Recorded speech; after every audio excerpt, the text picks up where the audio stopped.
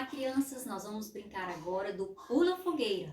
Para esta brincadeira, nós vamos precisar de algum objeto para simbolizar a fogueira. Pode ser uma almofada, pode ser um brinquedo ou até mesmo riscar duas linhas no chão. Nós vamos ter que pular de um lado para o outro sem encostar no objeto. Cuidado para não se queimar. Vamos lá!